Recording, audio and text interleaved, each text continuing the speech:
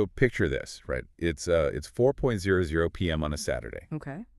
The string quartet is playing. The flowers look absolutely perfect. Your guests are seated.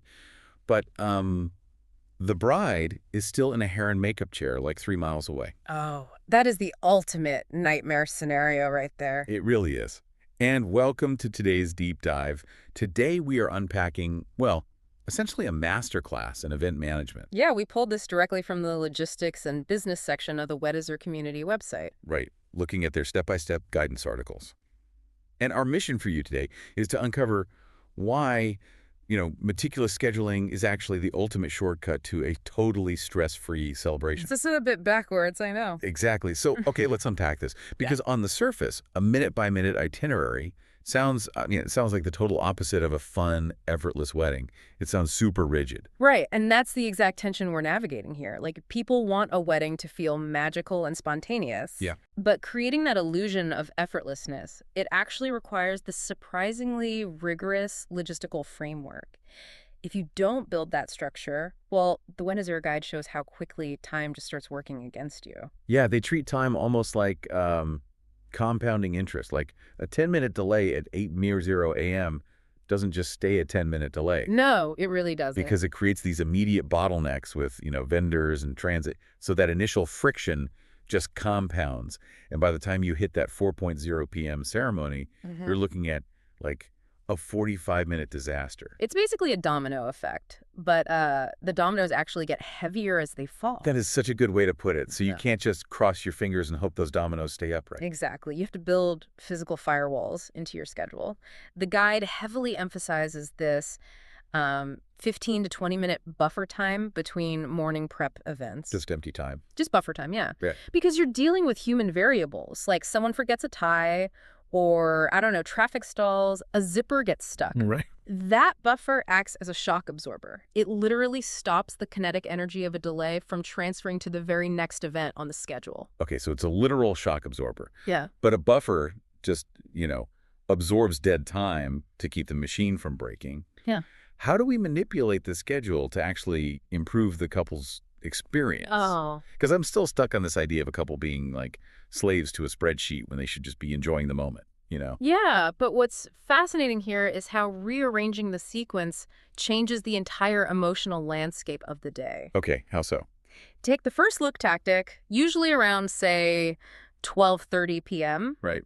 Traditionally, couple portraits and wedding party photos happen after the ceremony, but by scheduling that heavy lifting beforehand, you are literally buying back the cocktail hour. Oh, wow. So they actually get to attend their own party. Exactly. The couple gets to mingle and eat the really expensive food they paid for instead of, posing for a camera while everyone else is partying. It's almost less like throwing a party and more like load balancing a server. Like you're distributing the crowd's energy so the whole system doesn't crash before 10:00 p.m. That is a great analogy.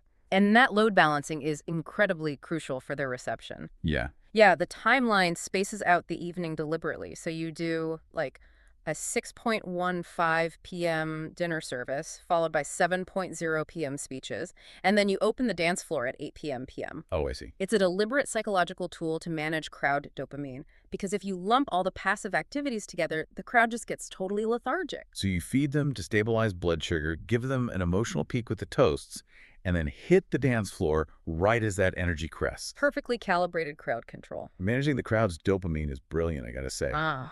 But this requires flawless execution to keep that energy alive until, the 10:45 p.m. sparkler grand exit. Right. I get the theory, but who is actually referencing a minute-by-minute spreadsheet in the middle of a chaotic reception? Well, the guests aren't reading it. And honestly, the couple shouldn't be either. Thank goodness. Yeah, it's the machinery behind the event that reads it.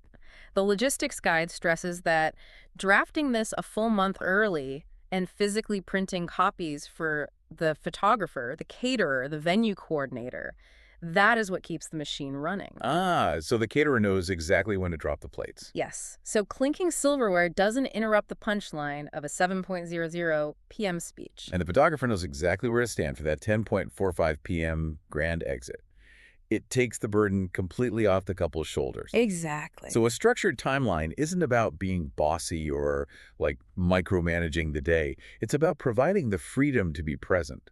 You do all the worrying 30 days out, so when the day actually arrives, you can just exist. It really leaves you with an interesting question to ponder, too. Yeah, what's that? Well, if this level of rigorous front-loaded scheduling creates the ultimate relaxed wedding, you have to wonder where else in our lives, like our vacations, our weekends, our careers, where else are we avoiding rigid planning under this false belief that it kills spontaneity? Maybe true freedom always requires a blueprint.